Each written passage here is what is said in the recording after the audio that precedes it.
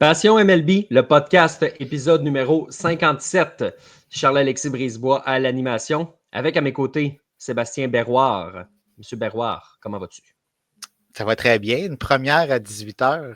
Oui. Tu sais, au baseball, il y a toujours des premières. Hein? Peu importe, il va toujours arriver quelque chose qui n'est jamais arrivé, mais c'est le cas. Voilà. Ouais. Fait qu'on peut, on peut remercier le Canadien de Montréal. Je pense qu'il y a bien des gens qui vont être contents que le podcast ne soit pas en même temps. Tu peux insérer une petite joke aussi on le devance comme le débat. Je ne sais pas si tu as une joke prévue à ce sujet-là. Non, j'ai pas de joke, mais qu'est-ce qu'on ferait pas pour la Sainte Flanelle? Voilà, c'est ça. Fait que oui, évidemment, bon, avec le Canadien qui joue à 19h un match important ce soir, ben, on a décidé de s'adapter. Puis si jamais le Canadien joue des matchs le mercredi soir en série, on réutilisera probablement le même processus là, pour aider tout le monde. Mais sinon, c'est à 20h que ça va se passer les semaines normales. Mais sinon, évidemment, bon, ceux qui nous écoutent dans un format de podcast plus traditionnel, ça ne change pas grand-chose. Puis ils se demandent pourquoi on parle d'heures présentement. Mais on parle vraiment là, de ceux qui nous écoutent en live sur les réseaux sociaux et qui viennent nous poser des questions. Et à ce sujet-là, Sébastien, mon père, ben, il vote pour nous. Donc voilà. Oh, c'est gentil, ça. Oui. Ça veut dire qu'on débat mieux que les, les chefs présentement. Je ne sais pas ce qui se passe de ce côté-là, mais nous autres, ça risque de bien aller. Là. Je ne sais pas. Je vais rattraper ça probablement après le hockey. Oui. Donc là-dessus, Sébastien, je propose de commencer tout de suite, d'aller dans le vif du sujet et d'y aller avec les Blue Jays. OK!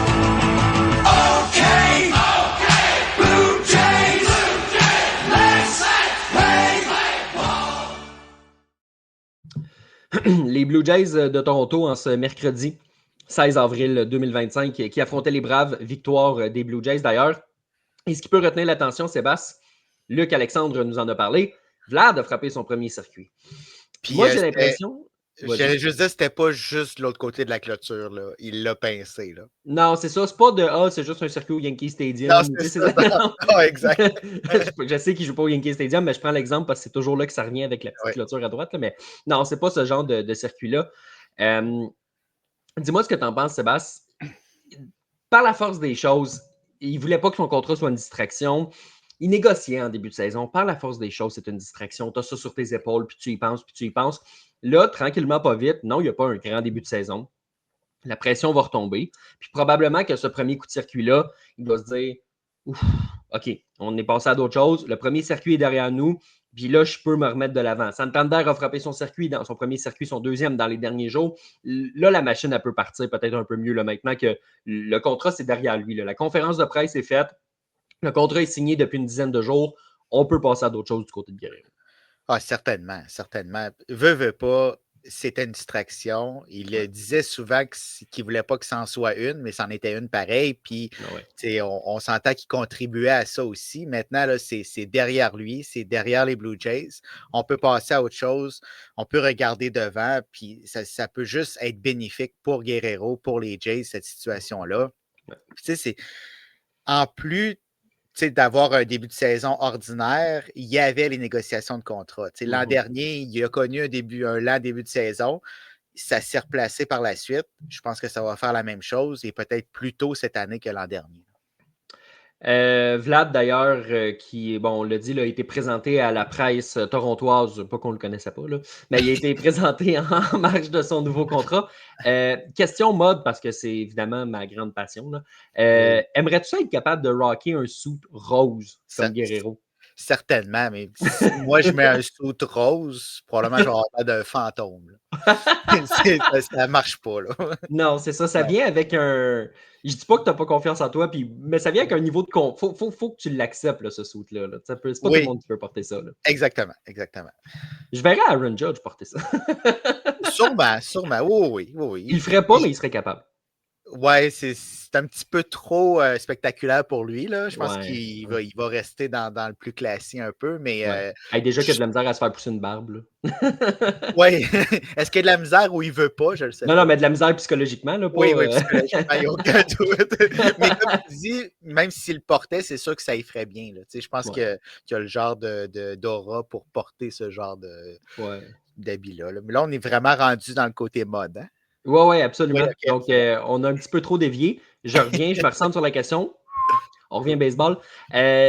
c'est intéressant de savoir que Vlad, il dit qu'il a commencé à tomber en amour avec le Canada quand il est né à Montréal, dans le fond. Puis sur ça, il a passé les premières années de sa vie à Montréal avec son père qui jouait au Stade olympique et qui jouait pour les Expos. Puis on a tous en tête, si je te dis la photo de Vlad Guerrero Jr. avec les Expos, tout le monde l'a en tête en ce moment. Donc, c'est intéressant de voir. Puis tu le sais qu'il ne dit pas ça juste pour dire ça parce qu'à 15-16 ans, il a choisi les Blue Jays. Et il y a quelques semaines, il a choisi les Blue Jays encore une fois. Donc, c'est pas juste qu'il a été échangé là, puis je suis un peu victime des circonstances. À chaque fois qu'il y avait un choix à faire, ça a été les Blue Jays de Toronto. Oui, puis ce que j'aime de ce qui est arrivé, c'est qu'il a donné son prix, puis c'était pas juste pour faire monter les enchères. Là. Il a donné son prix parce que pour lui, c'était sa valeur, c'est ce qu'il voulait, c'est ce qu'il pensait qu'il valait. Puis quand les Jays lui ont donné c'est ce qu'il désirait, il a signé tout de suite. Fait que, tu sais, il voulait demeurer à Toronto.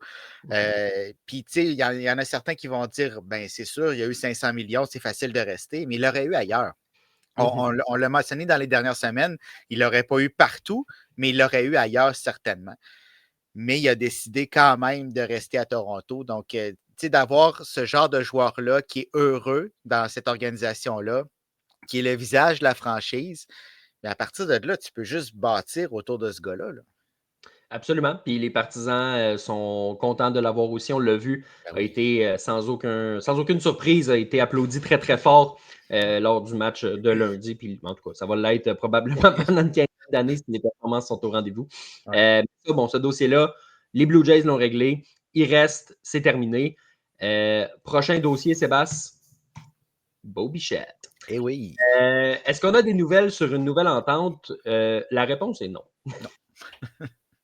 Non, tu sais, du côté des Jays, on ne dira pas qu'on négocie pas, mais tu sais, on laisse la possibilité qu'il arrive quelque chose, mais il faut le faire. Peu importe l'avis de Bo Bichette sur cette situation-là, peu importe si on pense qu'il ne sera pas de retour, qu'il ne désire pas revenir à Toronto, tu dois quand même tenter de le garder dans tes rangs.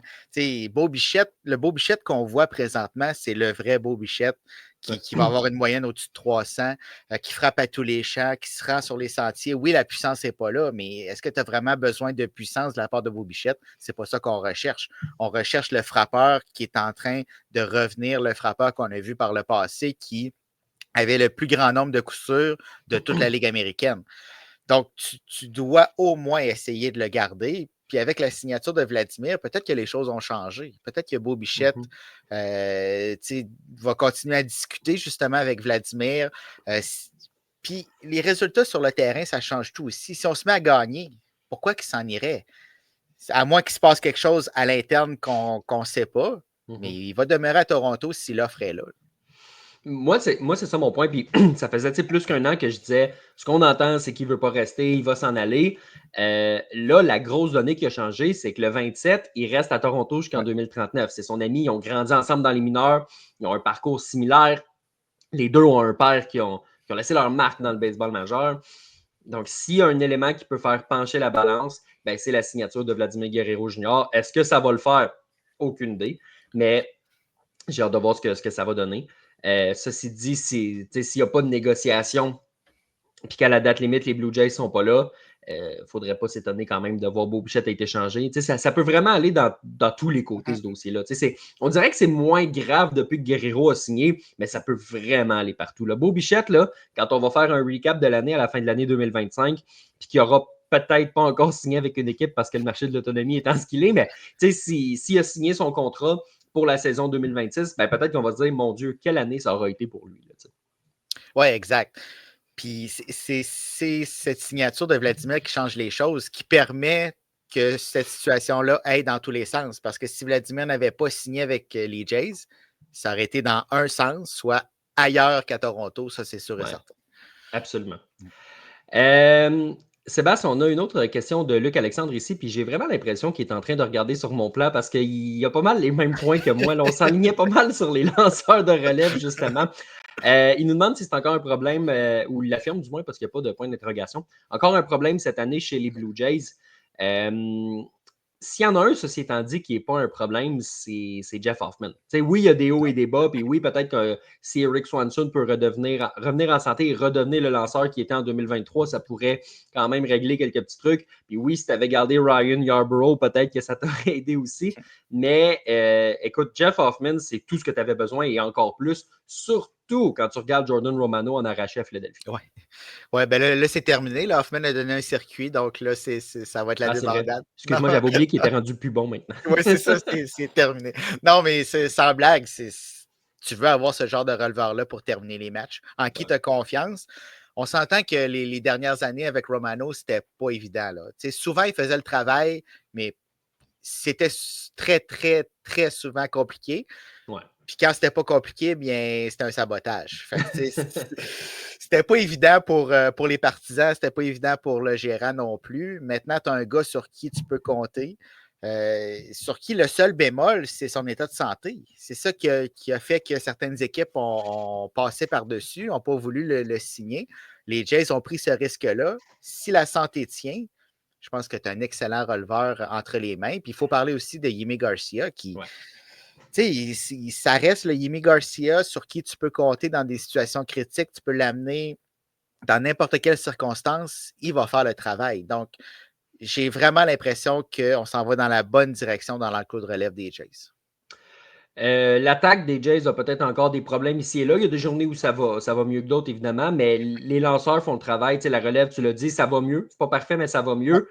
La rotation de partant, même si Max Scherzer est tombé au combat, même si Alek Manoah est encore blessé, puis même si Jake Bloss est en train d'imploser dans le 3A, puis même si Ariel Rodriguez n'est pas dans cette rotation-là, peu importe, les gars qui sont là en ce moment font le travail.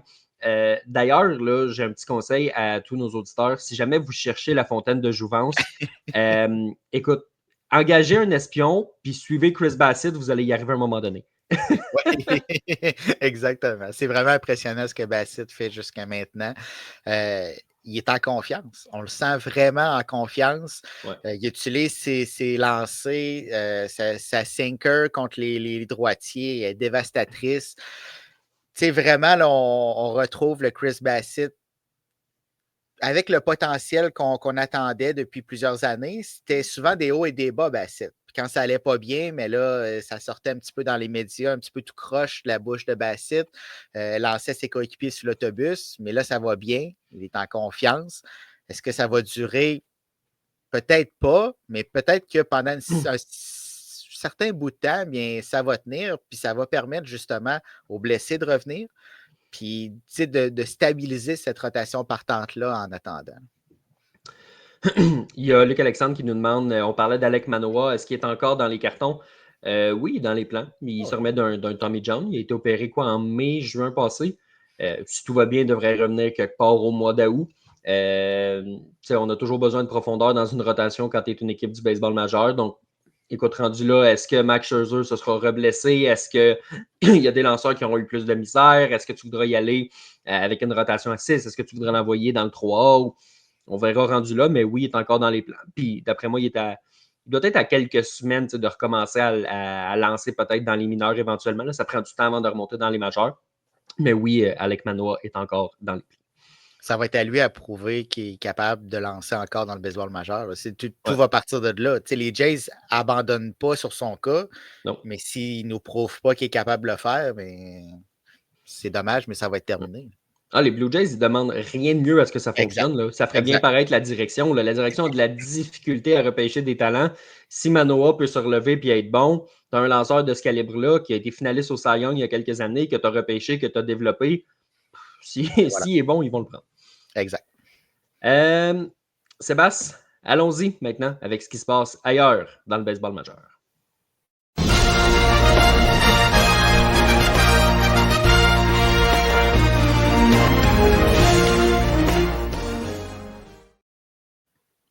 Je pense que tu vas aimer ce sujet-là. Juan Soto peut faire ce qu'il veut. Okay? Il a le droit de signer avec les Yankees. Il a le droit de signer avec les Mets. Oui. Moi, j'avais pas de problème à ce qu'il signe avec les Mets dans le sens où, regarde, t'as Benoît justement qui nous demande le cas Soto, vous en pensez quoi? Il est exactement là. Le bloc ailleurs dans le baseball majeur ne pouvait pas commencer ailleurs qu'avec ça. Donc, il a le droit de signer où il veut. C'est un grand garçon. Il a le droit de signer pour à peine plus d'argent qu'il s'en était fait offrir par les Yankees, c'est correct. Il s'est donné ce droit-là. Oui, absolument. Il le mérite. Par ses performances, par le fait qu'il était libre comme l'air. Oui. Mais après ça, tu es un grand garçon. Il faut que tu acceptes que si tu ne signes pas avec les Yankees, tu ne joueras plus avec le voltigeur qui porte le numéro 99 puis qui rend tout le monde meilleur autour de lui. Ça fait partie du deal. Puis tu le sais, ce n'est pas un vice caché de la signature. Et puis là, après 15 matchs, pas 15 ans, là, 15 matchs, il arrive puis il nous dit que pas facile quand Judge n'est pas là. Tu l'as écrit dans ton texte, puis j'avais trouvé ça bon. On salue au passage ses coéquipiers actuels. Écoute, il y a des gars là, qui le savent dans cette équipe-là, qui ne sont pas Aaron Judge, mais tu n'es pas obligé de leur rappeler en pleine face non plus. Là, c'est ça. Quand on parlait de pitcher des gars sur l'autobus, là, ben, c'est un peu ça qu'il a fait par la force des choses. Je sais qu'il ne visait pas nécessairement ses coéquipiers. Non. Puis ses coéquipiers, ils savent que, comme tu as dit, c'est pas des Aaron Judge. Il n'y en a pas beaucoup des Aaron Judge dans le baseball majeur. Là, il y en a pas mal bien qu'un. Exactement. Donc, je sais que c'était pas volontaire, mais c'est très, très, très maladroit. Tu vas pas faire ce genre de déclaration-là. Puis comme tu l'as mentionné, c'est pas comme si tu n'avais pas eu la chance de continuer avec le capitaine des Yankees. Là. Tout était là. Sauf peut-être des vêtements pour sa mère dans les négociations, mais tout était là pour que Juan Soto demeure dans le Bronx. Il a décidé d'aller ailleurs. Il a décidé d'aller ailleurs en disant qu'il pensait que les Mets avaient une meilleure formation à long terme. Est-ce qu'il avait pensé à qui le succéderait dans l'alignement offensif? Ça, je ne le sais pas. Mais s'il pense que les Mets sont meilleurs que les Yankees, qui prend cette décision-là, je pense que dans l'équation, le gars qui frappe derrière toi doit quand même avoir une certaine importance. Là. Et puis, juste avant, c'est ce gars-là qui t'a permis de signer le pacte que tu viens de signer. Là. Parce que sans Aaron Judge, je ne pense pas que Juan Soto a les chiffres qu'il a mis l'an dernier au tableau juste avant qu'il devienne joueur autonome. Non, parce que le Juan Soto qu'on voit chez les Mets, c'est un peu le Juan Soto qu'on a vu chez les Nationals et chez les Padres. C'est-à-dire, est-ce que tu es un excellent joueur? Oui. Est-ce que tu es un des très, très, très, très bons joueurs du baseball majeur? Oui. Mais est-ce que tu es la version 2024? Pas tout à fait. Puis, la saison est encore jeune. Peut-être que toutes ces négociations-là, tout ce qui s'est passé, le temps que la poussière retombe, qu'il s'installe dans son nouvel environnement, ça se peut. Mais jusqu'à preuve du contraire, c'est pas le cas. Puis ça n'avait pas pris ce temps-là pour s'installer dans le Bronx non plus. Son impact avait été instantané à cause justement du gars qui frappait en arrière de lui. Et à ce sujet-là, écoute, Aaron Judge, évidemment, on lui a mis un micro sous le nez. Puis on lui demande, écoute, Juan Soto, il dit qu'il s'ennuie de toi. Et Aaron Judge qui a répondu en vrai de vrai capitaine en disant que il n'était pas inquiet pour Juan Soto parce que c'était un bon frappeur et que il y avait un excellent frappeur derrière lui aussi en Pete Alonso, puis il a raison, le Pete Alonso, si la saison se finit aujourd'hui, il est en nomination pour le MVP dans la Ligue nationale. Tu vois la différence entre les deux. Hein? Il y en a un qui lance les gants dessous de l'autobus, puis il y en a un qui lève l'autobus pour ramener tout le monde. Puis la preuve, c'est que ce même soir-là, Pete Alonso a frappé un circuit, puis Juan Soto a frappé son deuxième circuit sous ses nouvelles couleurs. Oui. Mais la réponse d'Aaron Judge, on aurait pu l'écrire avant, puis ça aurait été la même chose. Là. On savait ce qu'Aaron Judge allait dire aux médias.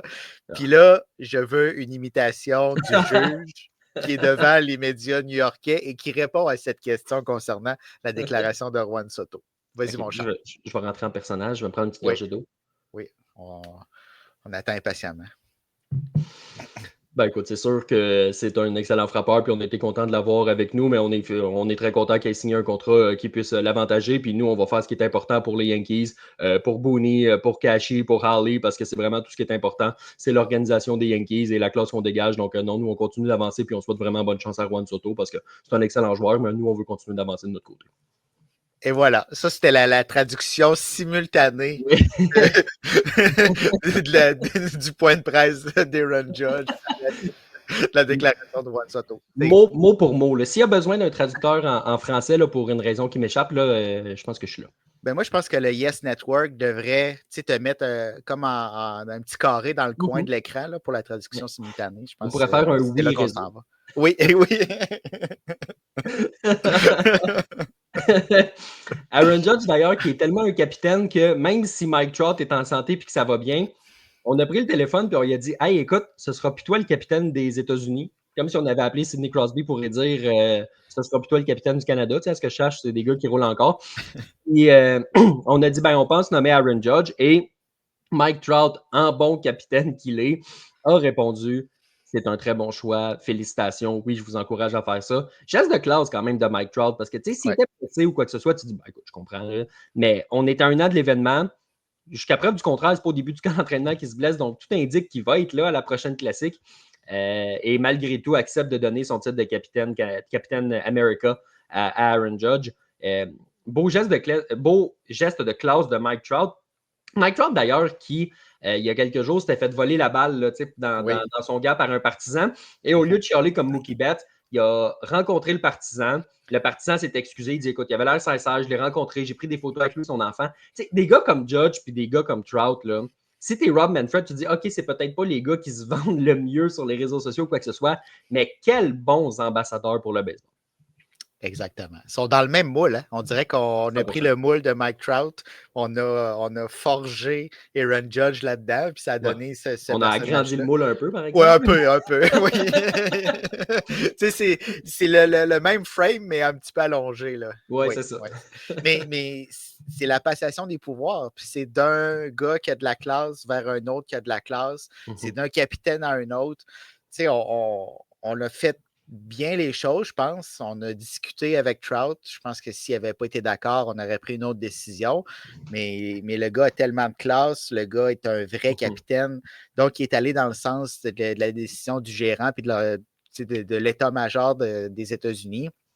Puis, tu sais, Trout, tu l'as mentionné, là, ce qui est arrivé de se faire arracher une balle puis d'aller voir ce gars-là, ce partisan-là, après le match, de discuter avec lui et son fils, à qui on s'entend que c'est un moment marquant de sa vie, puis il devait avoir une dizaine d'années là, déjà. Là, fait que c'est tout un moment pour lui.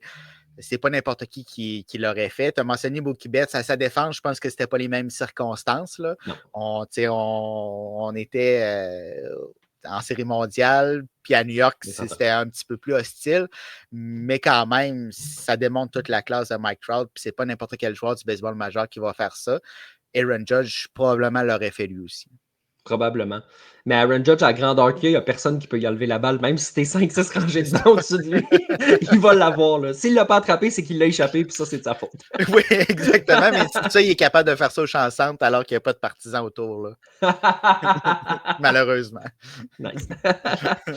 Deux gars qui ont fait d'ailleurs la transition vers le champ droit. Il y en a un que c'est peut-être un petit peu plus naturel que l'autre. Mais Mike Trout, d'ailleurs, ça fonctionne. Jusqu'à preuve du contraire, il n'est pas blessé. J'ai vu un commentaire d'ailleurs passer tantôt sur les réseaux sociaux, puis ça disait « C'est-tu un hasard que Mike Trout soit en santé puis que Anthony Rendon soit définitivement hors du portrait puis que là, soudainement, ça aille mieux pour les Angels de Los Angeles? » Je pense pas qu'il y ait de hasard dans cette situation-là. Là. Non, ouais. Puis c'est bénéfique pour les Angels qu'Anthony Rendon ne soit pas là. C'est bénéfique que Mike Trout soit dans la droite. Mais on n'aurait pas pu faire ça avant. Il me semble que c'était évident.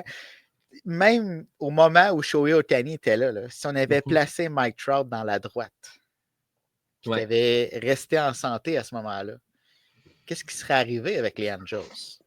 Et qu'est-ce qui serait arrivé avec Shohei Ohtani aussi? Oui, parce que si tu construis une équipe gagnante, visiblement, il aimait cette région-là. Je te dis pas qu'il ne déménage pas quand même chez les Dodgers, mais peut-être qu'il pense un petit peu plus. Ben, si tu mets l'argent, puis pour lui, l'argent, on l'a vu là, avec la structure de son contrat, je pense qu'il va être correct là. Il devrait.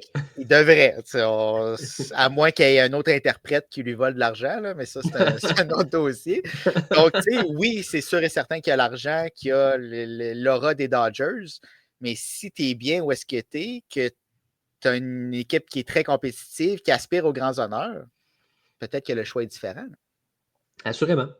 Ça aurait suscité la réflexion, du moins. Oui, il y en aurait eu une, là, il n'y en a pas eu de réflexion. Exactement. Dans les derniers jours, sur le passionmlb.com, on a écrit un peu sur Pete Crow Armstrong, le voltigeur de centre des Cubs de Chicago. Le genre de gars qui a une personnalité que tu te dis, hey, s'il se développe comme il faut, puis qu'il se développe bien, puis qu'il joue dans un marché à Chicago, puis si Chicago devient bon, il pourrait devenir un visage un petit peu plus proéminent quand même du baseball majeur. Il y a cette personnalité-là de vouloir peut-être en prendre un petit peu plus. Les Cubs de Chicago qui ont d'ailleurs décidé que c'était le temps de peut-être penser à prolonger son contrat. Tu me diras ce que tu en penses, mais tant qu'à moi, c'est une bonne décision parce que ça n'a pas fonctionné encore, évidemment, là. Mais c'est un jeune qui est en pleine éclosion. Puis si tu le pognes avant vraiment qu'il explose, ben, tu peux sauver sur le prix, comme on le voit un peu partout dans le baseball majeur. C'est peut-être d'ailleurs la raison pour laquelle il a dit non aussi. Là. On ne connaît pas ses intentions, mais c'est une bonne idée des Cubs d'essayer de prendre le taureau par les cornes puis de se dire, hey, on a déjà de la misère à payer nos vedettes, donc profitons-en pour les payer pendant qu'ils vont coûter un petit peu moins cher, puis on va essayer de construire autour de lui parce que c'est le genre de gars autour de qui tu peux construire. Ah, absolument, absolument. Puis on l'a vu, on le voit ailleurs, on en a parlé avec Christian Campbell et les Red Sox. Oui. Quand tu signes ce genre de contrat-là, les chances que ça finisse du bon côté de la chose sont beaucoup plus grandes que si tu le fais pas, puis que tu attends, puis que là, oui, tu peux le garder quand même, soit juste avant l'autonomie, comme ça a été le cas pour Vladimir, ça va te coûter 500 millions. Tu peux te rendre même jusqu'à l'autonomie puis te battre contre d'autres équipes. Tu vas peut-être le garder encore, mais ça va te coûter encore plus cher. Les risques que Pete Crow Armstrong, ça soit une vraie déception, sont quand même très faibles. Dès qu'il a été repêché, les attentes étaient grandes. Ça a pris un petit peu de temps. Là, il est en train d'arriver, puis il est en train de s'établir dans le baseball majeur, puis on voit qu'il y a un réel talent, un réel potentiel, que c'était pas seulement du flafla, puis que ça allait être à très court terme. Non, on sait que ce gars-là peut être un pilier d'une formation du baseball majeur, peut être un pilier chez les Cubs. Pourquoi ne pas le signer? Oui, présentement, ça va te coûter un petit peu plus cher, mais l'investissement que tu as à long terme, pour moi, c'est un no-brainer. Là. Puis ce gars-là, rappelle-moi, pour toutes les transactions où il y a des gars qui sont échangés contre des espoirs puis que les espoirs deviennent rien, Oui. Il avait été échangé contre qui déjà? C'est-tu Javier Baez? Laisse-moi y passer, il y a une équipe qui gagne cette transaction-là. Ouais, hein? Puis les Mets qui avaient acquis 3 mois de Javier Baez, que ça s'était super bien passé. Là. Les Mets se cherchent présentement un voltigeur de centre. On songe à essayer Luis Angel Acuna au centre. Jeff McNeil est en train de se remettre d'une blessure. On va le sacrer dans le champ centre pendant ses matchs de réhabilitation. On le prendrait, Pete Crow Armstrong, pour entourer Juan Soto, là, notamment. Tu as Juan Soto d'un bord, puis tu as Brandon Nimmo de l'autre. Ça ne ferait pas un vilain champ extérieur, ça. Hey, imagine PCA avec les Mets présentement. Là. Tu sais, déjà qu'on est en train, on ne savait pas comment ça se déroulerait chez les Mets. Bon, il reste encore beaucoup de temps. On l'a déjà mentionné, le facteur Mets va arriver à un moment ou à un autre cette saison, mais pour le moment, on répond aux attentes. Puis là, tu ajouterais un joueur de la sorte qui est en pleine éclosion. Et ça serait vraiment un club dangereux. Là. Puis il y a un club que les Dodgers pourraient avoir peur. Parce qu'on s'est approché l'an dernier des Dodgers là, du côté des Mets. Ouais. Puis là, finalement, bon, ce sont les Cubs qui vont en profiter pour les prochaines années. Les Cubs qui, s'ils jouent bien leur carte, pourraient devenir quelqu'un. Dommage pour eux que Justin Steele, sa saison soit terminée. Ouais, c'est un très, très dur coup là, quand même du côté des Cubs. Mais il faut saluer quand même leur acquisition de Kyle Tucker. Tantôt, on parlait de qui pourrait être MVP dans la nationale si la saison durait 2 semaines et demie. Là. Mais Kyle Tucker serait certainement un candidat là aussi. Oui, puis si on trouve le moyen de prolonger son contrat à long terme, puis qu'on réussit à signer Pete Crow Armstrong aussi à long terme, on commence à avoir une bonne base du côté de Chicago. On a un excellent gérant qu'on a amené justement pour gagner pendant plusieurs années. Ouais. La base commence à être bonne, mais il faut le faire. Il faut y arriver. Oui. Puis dans le champ extérieur, tu sais, si tu as Happ à gauche, si tu as PCA au centre, si tu as Tucker à droite comme ça, ben là, tu as un champ extérieur qui peut être seté. Je sais que le contrat de Happ aussi là, va venir à échéance dans les 2 prochaines années, mais quand même, si tu prolonges ce gars-là et que tu gardes ton noyau au champ extérieur, ça peut devenir quand même très intéressant. Sébastien, les Astros de Houston affrontaient les Cards récemment, donc ça a été l'opportunité de parler un peu à Nolan Arenado de la situation avec les Astros. Nolan Arenado qui avait dit non aux Astros de Houston.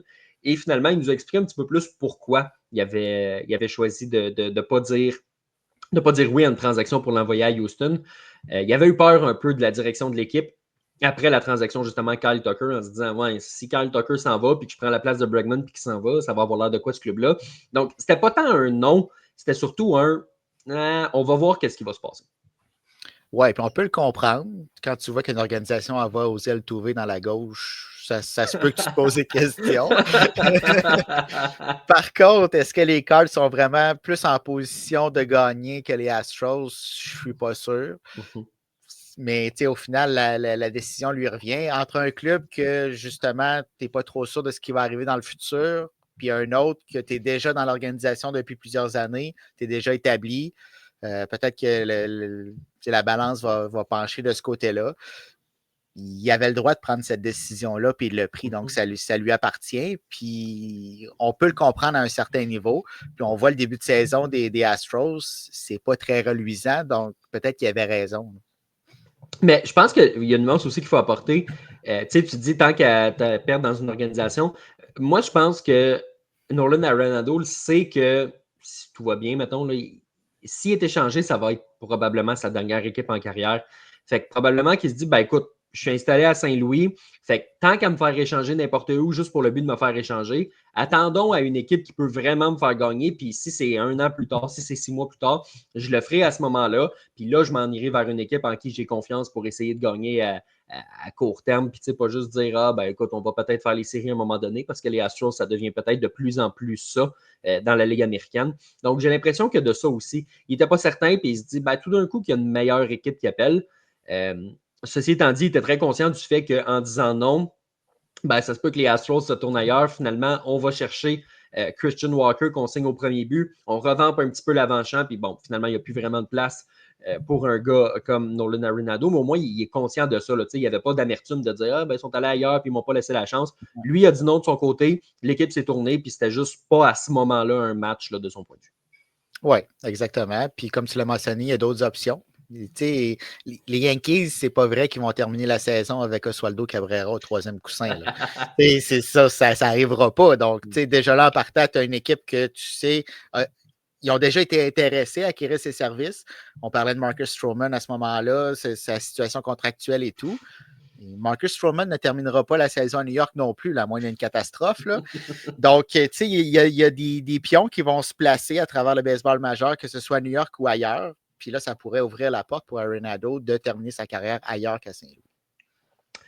Je veux qu'on parle d'un jeune lanceur qui est parmi les meilleurs de sa profession dans la centrale de la Ligue nationale. Et non, je ne parle pas nécessairement de Paul Skeens, même s'il fit la description. Oui. Hunter Green, chez les Reds de Chicago. Il y a une vague quand même de bons jeunes lanceurs en ce moment que tu vois qui montent puis que ça débloque pour eux en 2025 ou que du moins que ça va. Ils ont peut-être débloqué avant, mais que pour qui ça va bien en 2025. Hunter Green en est un avec sa moyenne de points mérités minuscule. Machine à aller chercher des retraits sur des prises, il lance vite la balle. Depuis l'an passé, là, précisément peut-être que depuis pas la date limite des transactions, mais la pause du match des étoiles, ça va bien pour Hunter Green chez les Reds. Puis je suis persuadé que Terry Francona, là, quand il inscrit son nom comme lanceur partant, là, et mon Dieu, qu'il doit être en confiance puis se dire ça devrait bien aller. Oui, ça doit être un soulagement parce que c'est pas toujours facile à Cincinnati. Là. Puis c'est une des raisons pour lesquelles on n'en entend pas beaucoup parler. Ça reste Cincinnati. Mais il ne faut pas oublier qu'Hunter Green est tellement solide. Puis c'est le Hunter Green qu'on attend depuis très, très longtemps. Ce gars-là avait un hype extraordinaire quand il était repêché, même dans les rangs universitaires en rang mineur. Là, on est en train de voir le produit fini, mais qui n'est pas vraiment fini parce qu'il n'a pas atteint son plafond. Là. On sait qu'il est capable d'aller encore plus loin. Donc, pour les Reds, ils ont un joyau entre les mains.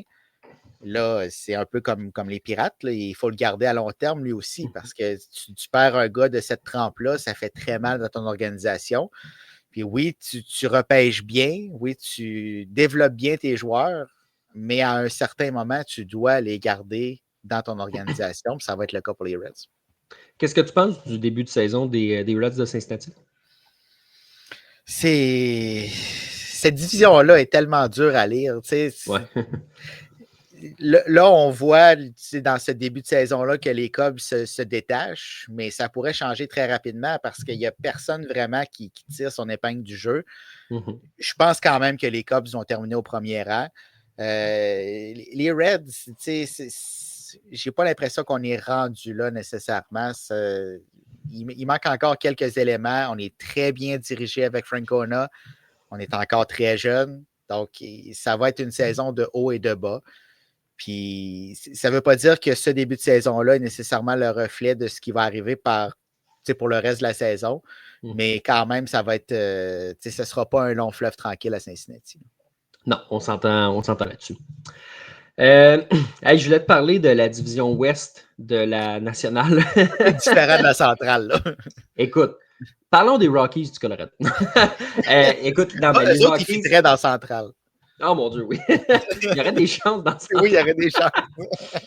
Rockies du Colorado qui ont une exceptionnelle fiche de 3 victoires, 14 défaites. Évidemment, bravo. Les Padres de San Diego qui ont une fiche de 14-4 au moment où on se parle.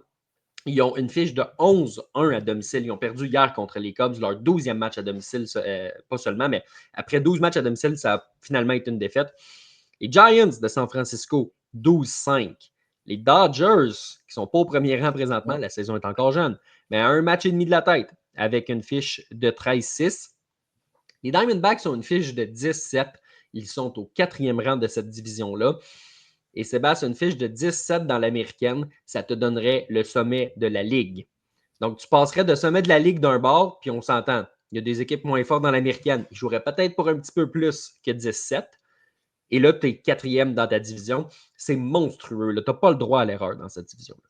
Ah non, aucunement. Mais avant de passer à cette division-là, ça montre aussi que la Ligue américaine est ouverte à tout le monde, là, ou presque. En dis long sur la Ligue américaine. Oui, exactement. Mais quoi qu'encore là, il est très tôt, puis les bonnes formations, la crème va remonter, ça il n'y a aucun doute. Mais la crème est déjà remontée dans l'Ouest de la nationale.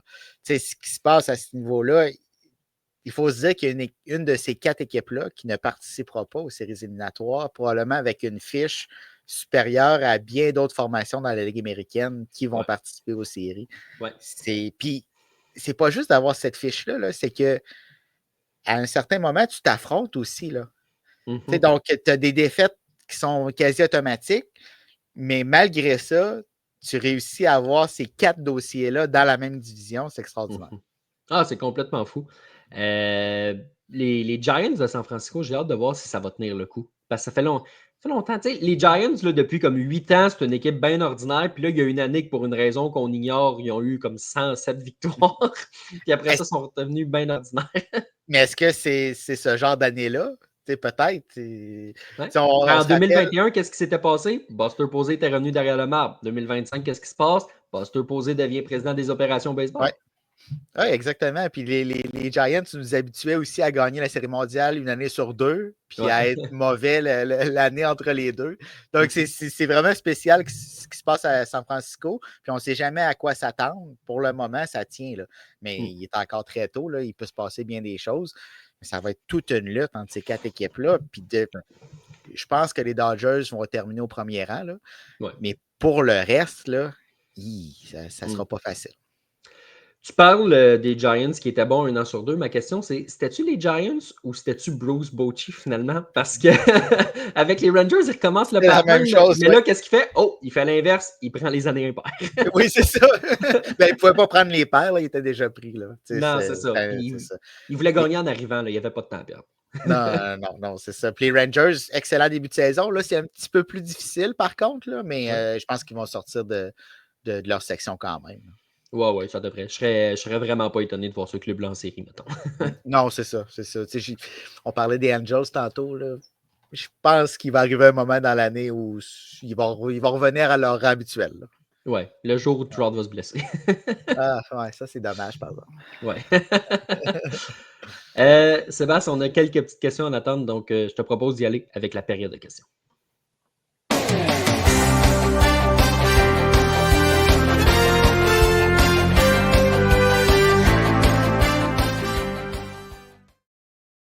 On a une question que j'ai oublié de mettre en ligne là, quand on parlait du cas Juan Soto, donc je vais le faire maintenant. Question de Mathieu. Il dit est-ce que Soto se magazine une excuse? Parce qu'il y a un peu de ça dans les propos de Juan Soto ou c'était vraiment un cri du cœur à son ancien capitaine? J'ai pas l'impression que c'était une excuse. Je pense vraiment qu'il a vécu quelque chose l'an dernier. D'ailleurs, je ne comprends toujours pas pourquoi il n'est pas demeuré avec les Yankees. Tu frappes devant Aaron Judge, tu te rends en série mondiale contre les Dodgers, mais tu décides d'aller à l'autre bout de la ville pour des vêtements pour sa mère, ou presque. Hey, oublie pas la loge, là. Oui, il y a la loge aussi, oui, effectivement. Donc, tu sais, ça, c'est une décision qui lui appartient et là, il doit vivre avec. J'ai pas perçu ça comme une excuse, par contre. Je pense vraiment qu'il est peut-être un petit peu nostalgique de ce qu'il a vécu. Mais à partir de ce moment-là, il a signé. C'est terminé. Là. Tu ne peux pas vivre dans le passé, puis tu dois regarder vers l'avant avec les gars qui sont autour de toi. Assurément. Il y a Luc Alexandre ici qui nous demande les White Sox de Chicago, est-ce qu'ils vont battre leur record de médiocrité cette année? Les White Sox qui ont une fiche de 4-12.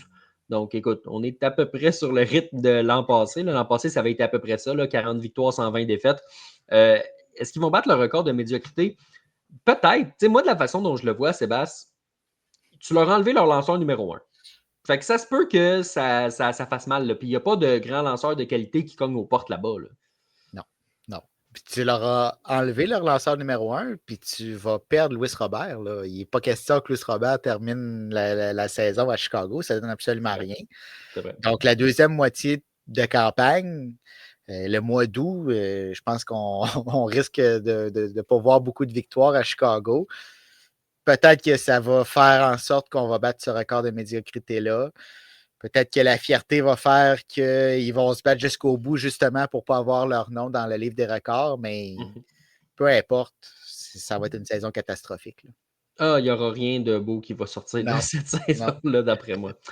On a versé une question par courriel, puis je voulais te la soumettre. Emmanuel Classé, qui est plus l'ombre de lui-même depuis le début des séries éliminatoires, est-ce que ça t'inquiète? Puis j'ai envie de mixer ça un peu avec le collègue Pascal Harvey qui avait écrit un papier sur Kate Smith, qui, en fait, en parlant de Classé, en disant il y a Kate Smith qui attend. Là, fait que si ça ne marche pas, tu as une option de qualité pour le remplacer. Tu sais, on sait qu'il y a tellement de bras dans cet enclos-là du côté des Guardians. Qu'est-ce que tu retiens là, de cette implosion-là d'Emmanuel Classé là, depuis le début des séries, puis qui visiblement qui se continue vraiment beaucoup cette année-là? Oui, c'est ça. L'implosion est survenue contre les Yankees. Là. Giancarlo Stanton a contribué à cette implosion-là. Aaron Judge aussi. Puis, tu sais, des fois, pour les releveurs, c'est difficile de se relever de ça. Il y en a qui sont capables, il y en a qui ont la force de caractère. Je ne sais pas si Emmanuel Classé a cette force de caractère-là, mais pour le moment, ça ne fonctionne pas. Puis quand, au deuxième étage, c'est difficile parce que tu n'es pas en confiance, parce que tu réfléchis beaucoup trop quand tu montes sur la butte, bien, ça peut durer très longtemps. Puis on ne pourra pas attendre très longtemps, justement, du côté des Guardians avant de le remplacer parce qu'on va être tout au long de la saison dans une course pour la tête de la division. Fait qu'on ne pourra pas perdre des matchs en fin de rencontre à cause que Classé s'écrase. On a des options, dont Smith, justement. Donc, on devra passer à ces options-là. Pour le cas de Classé, est-ce que si on le remplace, ça va lui permettre peut-être de reprendre sa confiance dans un rôle un petit peu moins important, peut-être. Mais pour le moment, moi, je commence à être inquiet. Je n'étais pas inquiet après les séries éliminatoires. Ça peut arriver. Tu fais face à une bonne formation, à des bons frappeurs. Ça ne fonctionnait pas. On l'a déjà vu par le passé. Mais là, que ça se transpose dans ce début de saison 2025, là, c'est inquiétant.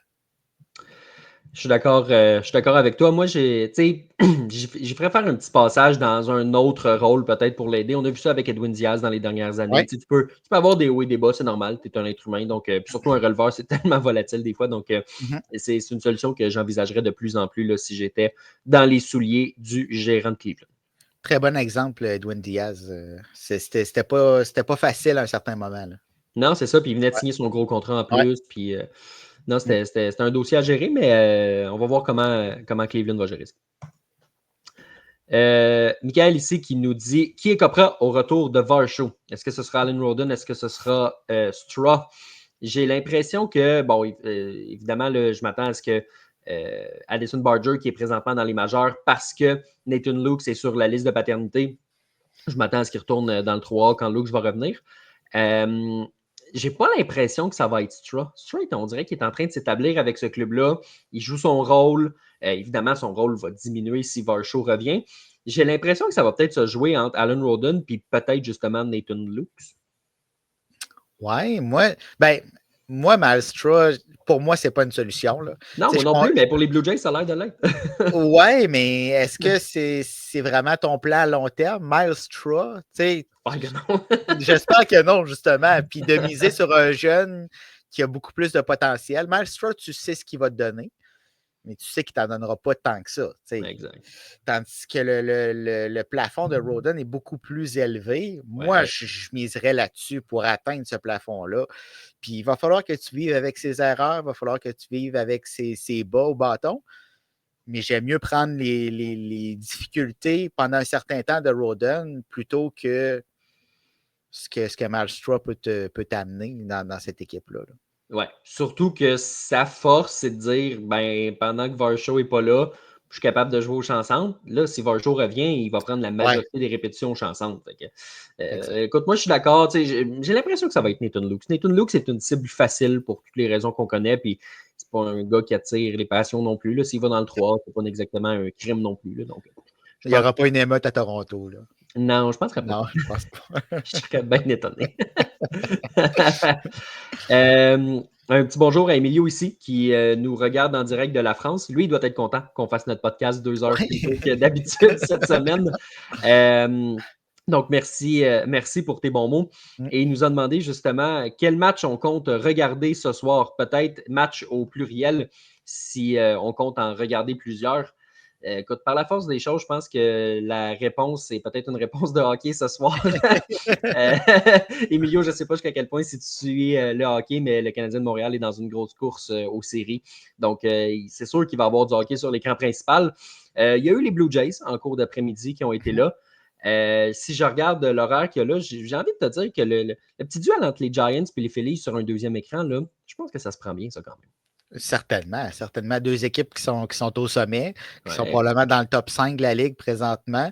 Donc, c'est sûr que ça va être intéressant. Les matchs précédents l'étaient, donc je ne vois pas pourquoi ça va changer. Je vais prêcher pour ma paroisse aussi. Le Yankees Royals, on l'a vu en séries éliminatoires. Puis même en saison régulière, on dirait qu'entre ces deux formations-là, il arrive toujours quelque chose. Ça donne toujours des bons matchs, souvent à bas pointage, très serré. Donc, je pense que ça va être bon. Le Rays Red Sox aussi, ça reste un duel de division. C'est pas nécessairement deux équipes qui ont des très bons débuts de saison, mais souvent, ça va donner un bon spectacle. Oui, je suis d'accord. Emilio nous mentionne aussi, il pense que Max Monti va se régaler ce soir. C'est sûr que ses débuts de saison sont chaotiques, je suis d'accord avec toi. C'est un joueur qui est important pour les Dodgers. C'est sûr qu'il passe sous le silence comparé à la vague de vedettes qu'ils ont amené, mais par la force des choses, depuis le temps qu'il est là, c'est un des vétérans de cette équipe-là. Il y a eu beaucoup de brassage d'effectifs du côté de Los Angeles. C'est un joueur qui est là depuis plusieurs années. On se souvient de ses arrivées dans le baseball majeur là, quand il écœurait Madison Bumgarner. Ça fait longtemps qu'il est là à Los Angeles. Là. Il fait partie des meubles chez les Dodgers. Oui, puis t'enlèves ce gars-là, puis justement le trio de tête, puis les frappeurs du haut de l'alignement ne seront pas les mêmes. Cette profondeur-là que les Dodgers ont, Max Monti en fait partie, un peu par la force des choses, parce que dans une autre équipe, il serait dans le haut de l'alignement. Mais avec les Dodgers, on n'en a pas besoin, on a déjà nos éléments, mais tu l'enlèves un petit peu plus bas, puis pour moi, ça change le rôle offensif. Oui, il y a peut-être des débuts de saison chaotiques, mais cette stabilité-là qu'il a amené chez les Dodgers depuis plusieurs années, ça n'a pas de prix. Je te confirme en lisant les commentaires d'Emilio que oui, il suit le hockey. Et selon lui, Suzuki ne peut pas initier toutes les attaques non plus. Donc, c'est pas grave, Ivan Demidov est là. Il va pouvoir. Il va pouvoir initier barrage, par exemple. Emilio ici qui nous dit Muncy est meilleur que Conforto selon lui. Je le préfère malgré sa course minable. Je suis d'accord avec ça. Oui. Pas de chicane ici. Sébastien, c'est ce qui met fin à notre liste de commentaires ici. C'est ce qui met fin à notre émission. Donc, merci beaucoup d'avoir été là encore une fois cette semaine. Toujours un plaisir, même si on a déplacé l'heure. Ça a été encore une fois très plaisant. Voilà. Donc, merci à ceux qui se sont adaptés aujourd'hui à nous écouter à 18h sur Facebook, sur Twitter, sur YouTube. Et évidemment, on placera l'épisode sur toutes les bonnes plateformes de podcast et sur le site passionmlb.com, là où, Sébastien, on invite les gens à nous suivre à tous les jours pour l'actualité sur le baseball. Oui, exactement. Tout s'y trouve. Les épisodes du podcast, mais surtout tous nos textes qu'on écrit sur cette actualité qui change de jour en jour. Donc, si vous voulez tout connaître sur le baseball majeur, c'est là que ça se passe. Donc, merci à tout le monde d'avoir été à l'écoute encore une fois cette semaine. On vous souhaite une excellente semaine de baseball et nous, on se dit à la semaine prochaine.